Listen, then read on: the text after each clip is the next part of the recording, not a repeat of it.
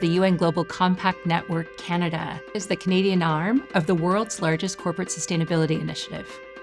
We work to help companies make bolder, more ambitious commitments and help them keep it while creating the enabling environment for them to succeed.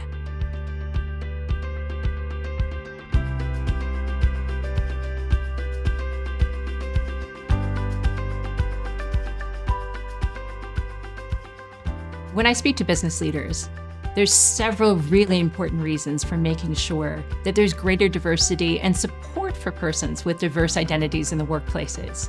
We know that workplaces with diverse leadership are more resilient. We also know, and this is directly from speaking with investors, they see that resilience with the diversity in leadership as being more profitable.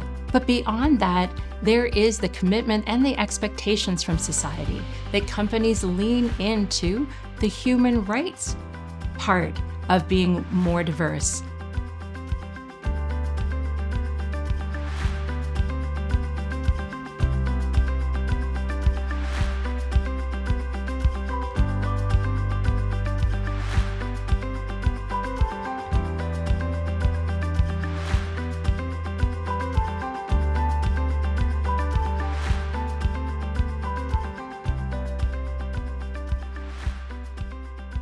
We were delighted to be asked by ISED to be one of 5 ecosystem partners to help deliver support to these workplaces who have made the commitment to the 50/30 challenge. And so over the last 3 years, we have put out a series of really engaging workshops for companies and individuals within it who are trying to build up their skill set and their capacity to create opportunities for diversity in leadership, and then to support that leadership in all the ways then that diversity is able to spread out through the organization. I am the daughter of immigrants. I am a woman of color. I married a Haitian man, so I have 2 children who are biracial, and we are raising them in 2 different religions. So diversity is really at the heart of my family, and it's embedded in my values. Randstad as an organization already made the commitment to equity, diversity, inclusion, and accessibility. So when I came in, I really wanted to focus on the inclusion aspect. Not that it didn't exist, but for me to be able to evolve in diversity and equity, inclusion must exist first. So for me, there is no D or E without I. I'm a practitioner that really grounds my work, so whether it be strategy and then every program and initiative that is driven out of that strategy from data. So I was head down for 1 full quarter looking at our numbers, but also running focus groups amongst leadership, amongst the workforce to understand truly where we were, to be able to actually completely revamp the strategy. Manulife is a great company. I joined right when we were just in the COVID lockdown. We were still working remotely. Health and well-being were important. Managing the conversation around Indigenous peoples and the children whose bodies were found in residential schools. Those were current events. This job is very much about movement, geopolitical activities happening, and the tangible things I knew we needed to put in place was, where is there opportunity to either refresh or revise? We are a small team, so what can be actionable? Maybe there's opportunity that we can be addressing flexibility a little bit differently, or health and well-being differently, or how we support women in allyship and development. As professional engineers working in society, we believe we are the guardians and protectors of public infrastructure. People see engineers as running numbers and typing on calculators and whatnot. You need diversity in your design, but you also need diversity in the design team that you have. Women are 50% of our population, but in the engineering profession, about 15% of the engineering profession is women. So one of the problems with if you lack diversity in your employment group or your design group is that you end up with what the automobile ended up with years ago, is that all the crash test dummies were designed off of men, the seatbelt designs were designed by men, and they didn't accommodate women. By having women on the design team and represented properly, you can end up with superior designs that accommodate all the humans that are going to be using these designs. And so the team needs to be not just one type of person, but multidisciplinary, people from different aspects of life. And what that is folded into is the diversity of our team, which is we have people from all over the world who work here.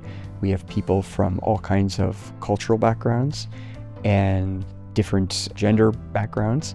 And you add that together and you have a very robust design in your engineering. We always talk about, buy-in from leadership. In all sincerity, it wasn't buy-in that I had to get from leadership. The buy-in was already there.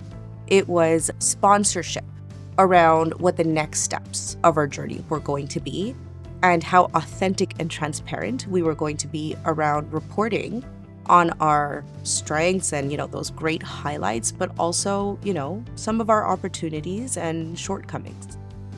So transparency within an organization around DEI, to me, means bringing everyone along on the journey. It's an imperfect journey, and I think that unfortunately, organizations feel that they need to be perfect in this journey. So for Randstad, transparency means making sure everyone knows what's going on. What are we working on? What has gone super well? What did we maybe commit to and not get to? But also where we had some shortcomings. We've taken the opportunity to really understand what we need to do to remove bias in processes. That was a huge undertaking, understanding where there might be unconscious bias, educating on it, but also removing it where there was an opportunity to remove it. How do we provide opportunity or look at a holistic view of engagement? The engagement of our colleagues, the ability for us to see the retention tactics we were using to retain our talent. It wasn't just about bringing in talent. It was making sure the house is clean before you invite guests over, as like what I'd like to say. And I think we will continue to evolve a process, especially now when we think about what's happening in the world. We've learned that for people to thrive, they need a reference model that they can aspire to.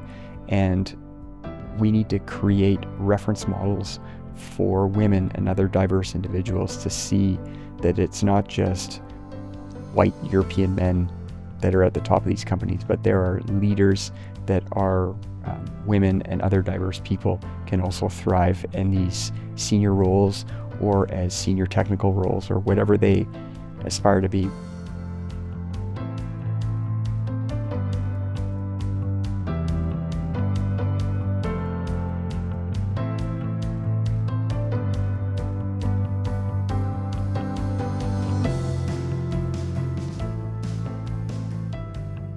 Randstad loves a good challenge. We are an organization that absolutely loves a good challenge. And once you give us a challenge, we're gonna find a way to beat that challenge. So for us, it became concrete because we were really early in our journey when we signed on to the 50/30 challenge. And so to really put in metrics and goals in place, which were accompanied by some guidance and resources, it allowed us to focus. And what the Global Compact does is allow us to set a standard that a group of really smart people have reviewed and taken the information and distilled it down to something that is easy for us as a private sector business to understand. I don't need to be perfect, but I need to start measuring that imperfection and then acknowledging the limitations that we have. But now that we've measured, now we have something to say, how can we improve upon? What can we improve upon? And demonstrate to ourselves that we are successful.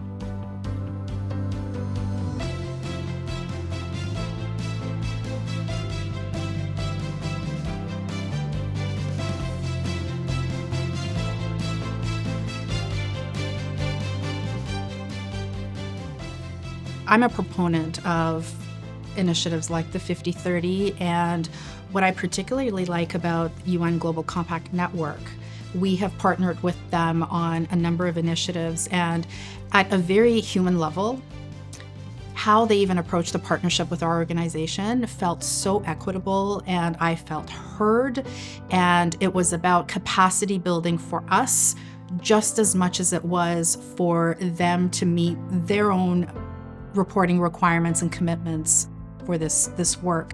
And that means a lot.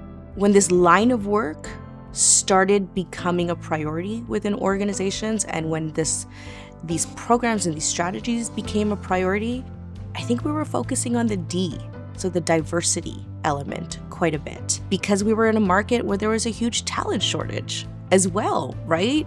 So since DEI became a trend, because it really was a trend when it started, it's never been pressure tested. And there's a beauty in being pressure tested. So we're seeing organizations who took maybe a bit more of a performative approach to DEI are having a really tough time continuing or to start building the business case to maintain DEI programs or DEI teams. And so I think being in this pressure zone for DEI work now is the time to show how it actually benefits the business.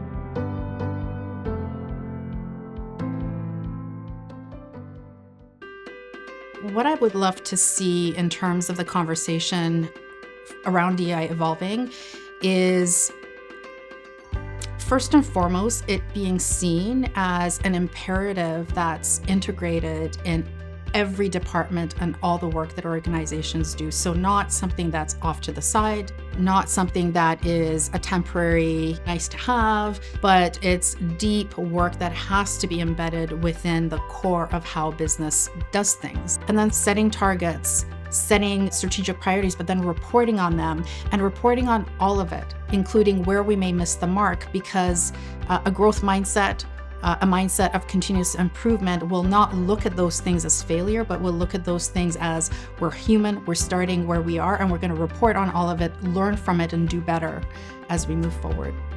How do you create the reference group and the opportunity for those people that have that merit to thrive and grow? We have to change it so they have that opportunity and give them that chance. I feel hopeful, which is good. I think it's nice that I'm able to feel hope. It doesn't mean that I'm not aware of some of the panic and the fear and the confusion that is coming out of people, everyday people in society, because of this anti-DEI or EDI rhetoric that we're hearing.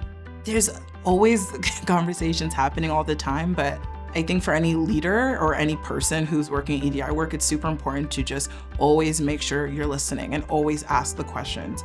How are you feeling? How is this going to affect the people that we're engaging with and working with? What is the goal here?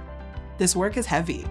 You're going to engage with a lot of people who often won't be feeling 100%, who really feel, confused or neglected or whatever the case may be. So it's really important that you have your own boundaries, that you're also thinking about how to really protect and honor yourself in the work. We're going to have to continue to evolve our strategies, integrate health and wellness into what our programs are, understand how we can create accessible workplaces for people with disabilities, visible and non-visible. Those are all great things that we pride ourselves on doing, and we hope to continue to do that work. There's always pushback in uncertain times. There's a risk mitigation. There is an adversity to risk. And especially at these times, you require partnerships. You require stakeholders at the table, the right stakeholders. You need the people who are key decision makers, but you also need the people who are impacted at the table as well. Because you cannot make a decision that's impacting someone else and them not be there.